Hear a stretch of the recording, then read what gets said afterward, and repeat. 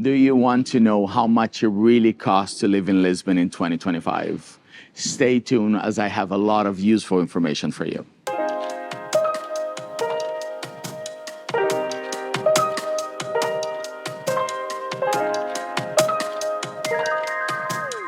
So it's 2025. You're thinking of moving to Lisbon. Do you want to know how much it really costs to live in the city? I have been living here for 5 years now, and I've done this video in 2023, along with many other videos about living in Lisbon, neighborhoods, real estate, lifestyle, so feel free to browse it. Lots of information there. But today we're here to break down some costs of living in Lisbon. We're gonna start with groceries, the most basic things that we have to talk about. As I was looking into prices today and prices in 2023, I haven't noticed a lot of changes. It's still for the basic ingredients, everything is really affordable. We're talking about a liter of milk for €1, a kilo of rice for €1.20, a whole chicken for €3.50, chicken breast for under €5 a kilo, ground beef, €10 a kilo. So all of those things, when you think about it, it's not that expensive compared to other places. Some things that we've noticed, but I think is worldwide, is the cost of olive oil. I think from when I moved here, it's 3 times as much as it was. When we look to the next segment, which is alcohol, right? A can of beer in a supermarket today of 330 mLs costs about 60 cents. A beer in a kiosk or in a simple tasca, you're looking at anywhere between €1.50 to €2. In a more touristy areas, you might be looking at up to €3, but as a resident, somebody who lives here, you're unlikely having drinks on those places. When it comes to wine, as with anybody that knows me, and 5 years later, I still love wine very much. Today, I would say for supermarket wine of quality, for white wines between €4 to €6, you're getting really good table wine. And for red wines, somewhere between 5 and 8 to get wine that is very, very tasty. Something that in North America, you're looking at $25 to $35 a bottle. So wine's still very affordable. So when you look at all of this, it's still a very inexpensive country to be. And yes, the real estate market have boomed in Lisbon and Portugal.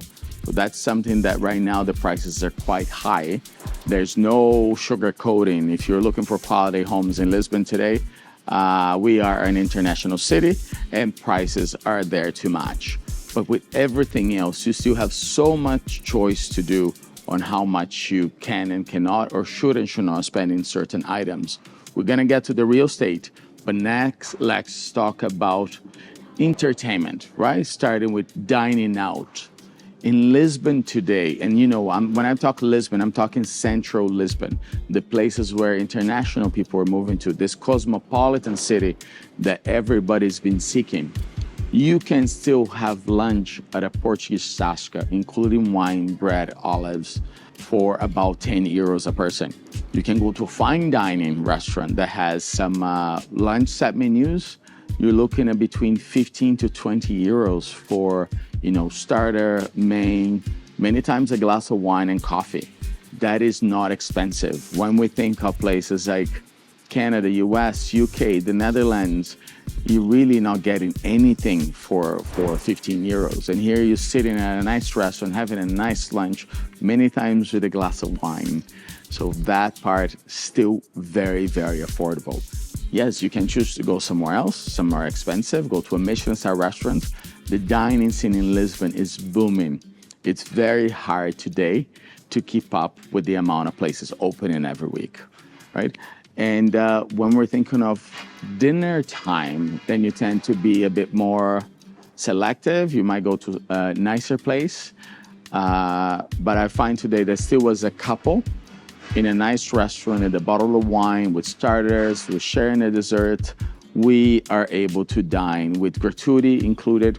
which, by the way, gratuity is something that now is becoming, especially in restaurants that are catering to a more international clientele. Many restaurants are now adding somewhere between 5 and 10% for gratuity, which I'll be honest with you, I really like that it's already there, set. You don't need to think about it. You're able to put it in a credit card, and it's done, right? So today, still, 80 to 100 euros, you can dine really well as a couple in a nice, trendy restaurant. If you're choosing again, oh, I want to go to Michelin Star, I want to go to Alma, I want to go to Belcanto, any of the, the really good Japanese restaurants that are now in Lisbon, you're probably then looking to spending 200 plus a head. But again, those would be places that if you're dining in Paris and London, you'd be paying at least double of that. On the topic of entertainment, concert tickets, attractions like that, ticket prices have gone wild in North America. I hear my friends saying we paid 500, 600 for okay seats for concerts. This is something that in Lisbon, still not a thing. I have a great fresh example. Chelsea Handler was doing an European tour a couple of months ago. The closing was in Lisbon, and the tickets didn't matter where you're sitting, were 35 euros a head. What do you get for 35 euros in other places? So those are just things to say, lifestyle related things here are affordable. Being out, going out for a drink, meeting for a cafe, compared to other places, this is still very affordable. Moving on to transportation and remembering Lisbon is a capital city. A metro ticket here is still only €1.85 to get anywhere within the city of Lisbon. In a monthly pass, as compared with when we did this video in 2023, the price has not changed. It is 30 euros monthly for unlimited travel within Lisbon, and 40 euros if you want to expand to Greater Lisbon. Cascais, Sintra, if you plan to do a lot of day trips to Caparica Beach. So extremely affordable. And guess what? If you are a family living in the same household, including grandparents, children, all of that first degree family members, you are capped at 2 people per household. So if you are a couple with 2 children and grandparents, you're paying 60 euros a month for unlimited travel for the whole family. And now there's something very interesting with the national rail system. You can actually get unlimited travel for a whole month without limit of how many months you use it for 20 euros a month. So if you're really here and you have the time and you have a flexible schedule, with 20 euros, you can have unlimited train travel within the country. It's important to say that it's in second-class seats, which they're perfectly fine, and that you cannot book too much in advance. It has to be a day or 2 in advance. But if you're flexible, it's pretty easy to use. So I have a lot of friends, a lot of clients are using it, and everybody's very happy about it. I personally haven't done it because I'm in Lisbon working. I'm here to help my followers, my clients, the people that are moving here. So I have to base myself here a lot. One day, perhaps I'll be taking advantage of that.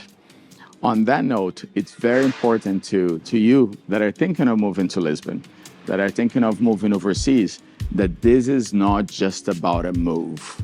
This is about making the right moves to get exactly where you want to go. And I'm here, myself and my team are here to really help you every step of the way.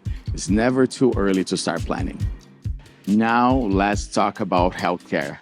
For my friends from Canada, for my friends from the US, what a gong show that the prices have gone to, with Canada not having a real private healthcare yet, and the wait for treatment for surgeries being extremely long, unacceptable for a country that is considered a first world country.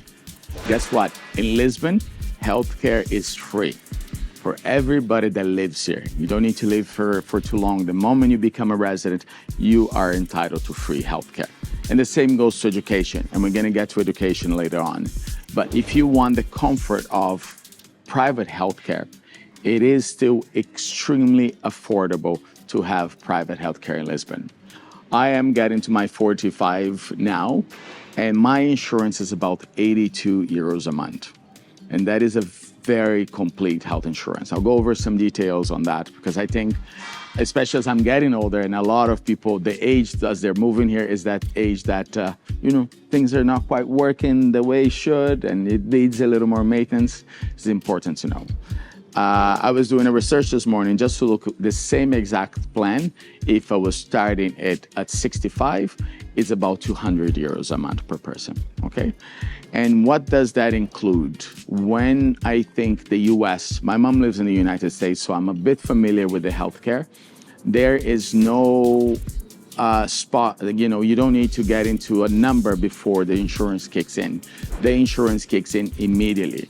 There's usually a 3-month waiting period to use the insurance when you sign up for it. But the moment you start using the first consultation, the first surgery, the first hospital visit, you are insured.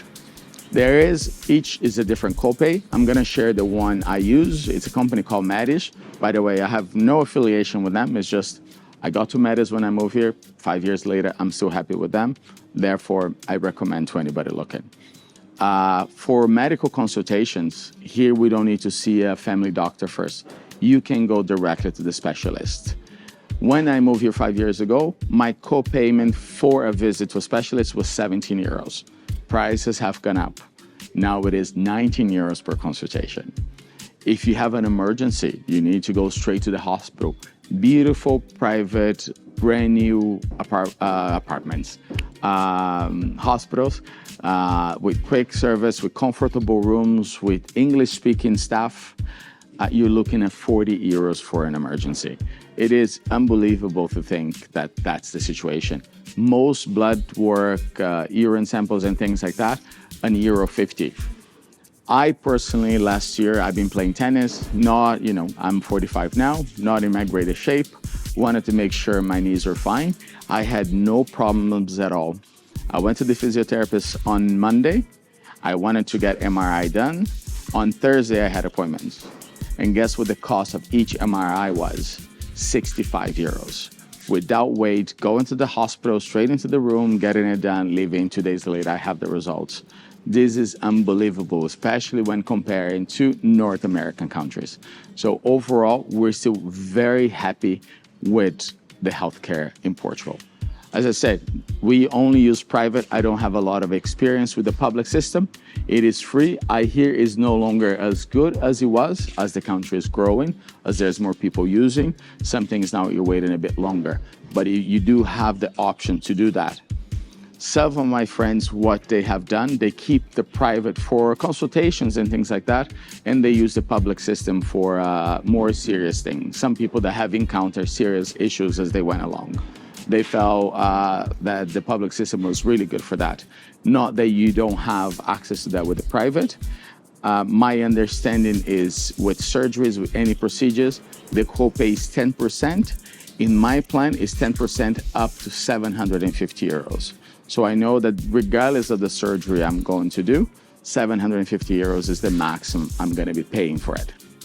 And now that we're talking about things that are really important for those of you who are moving here with family, how much does private school cost?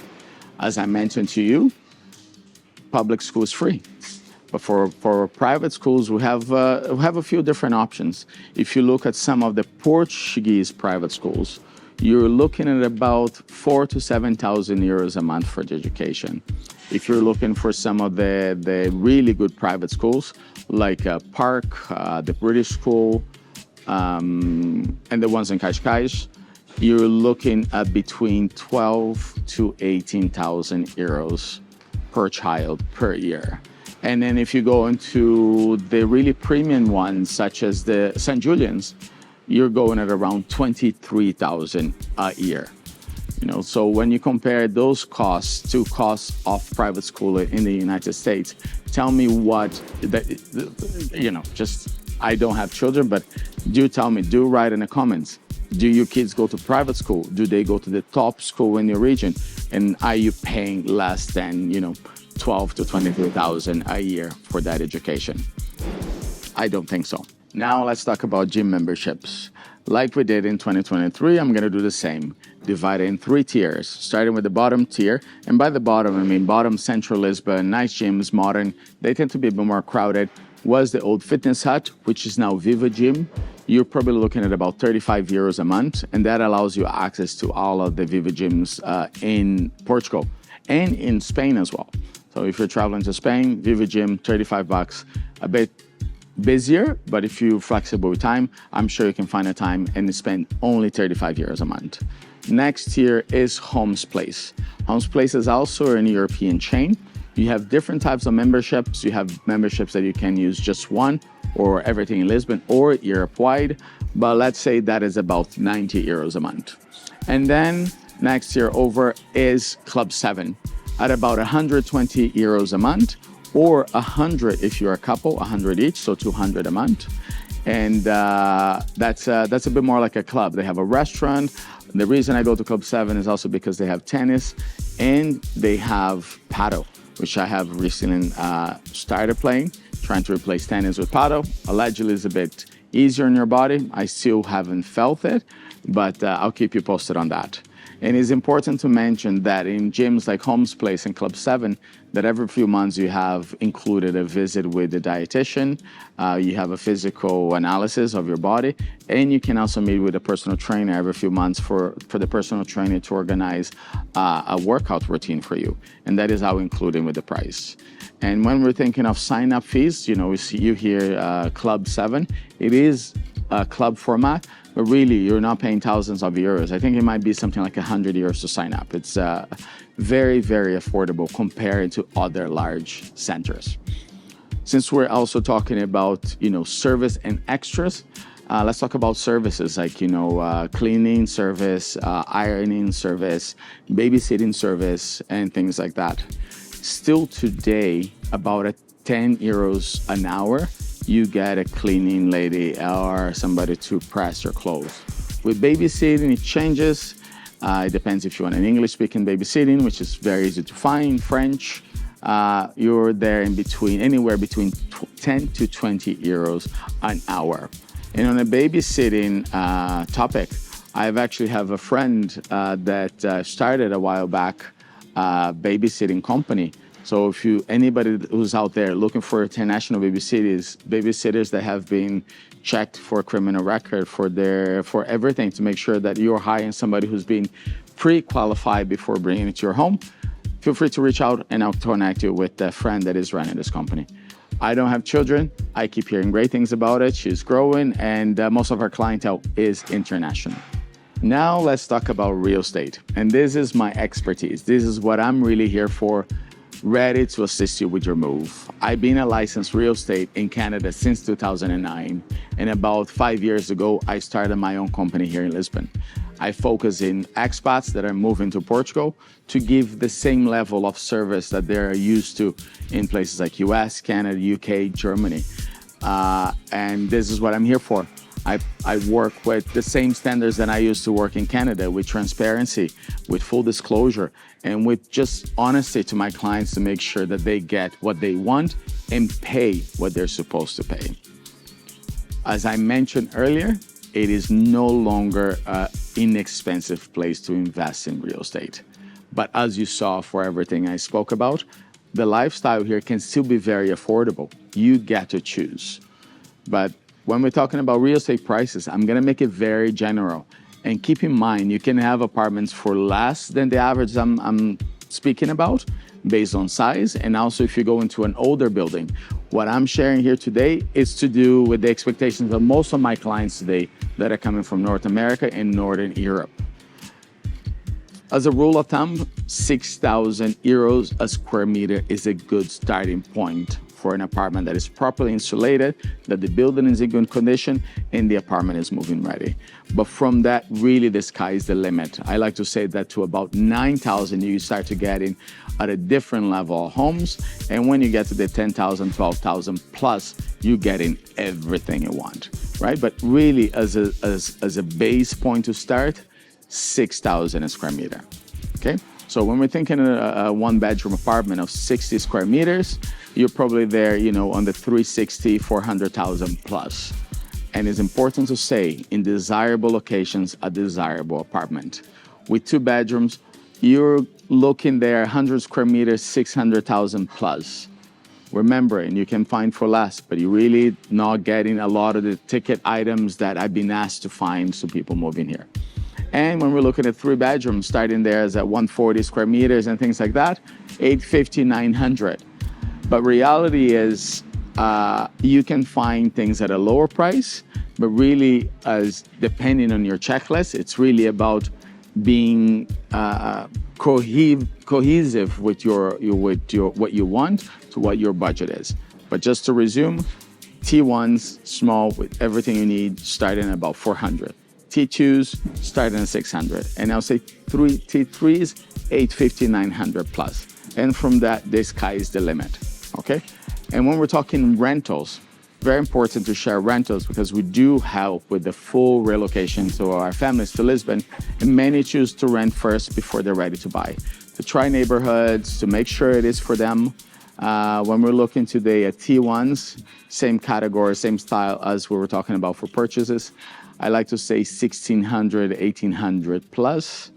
For 2 bedrooms, we're there on the 2,200, 2,500 plus. And with the 3 bedrooms and bigger, we're looking at 3,000 and plus, right? And those are nice places and nice neighborhoods. But again, the sky is the limit. One thing that is important to share, especially for those looking to buy, the cost of ownership in Portugal, in Lisbon at least, it's very, very low. We're really looking at an apartment that it costs €1 million, about 800 to 1,200 euros a year for property tax. And for condominium, many buildings are about 60. If you get a condominium that's 150 or 200 a month, it's expensive. So just when you're comparing that with properties in the United States and properties in Canada, when you're looking at condo fees of hundreds and property taxes of thousands a year, there is a huge difference of the cost of ownership in Portugal. I hope all this information have been helpful to you. Remember, my name is Eddie Ricarti. I'm your real estate specialist in Portugal, and I help a lot of people just like you who are thinking of moving here. So you're ready to make the move, you're looking to learn more about moving and investing in Portugal, click on the link below and schedule a Zoom call with me, or send me a WhatsApp. The number is also available. I'm looking forward to speaking with you and to finding out how I can assist you and your family with relocating and investing in this beautiful city. Bye for now.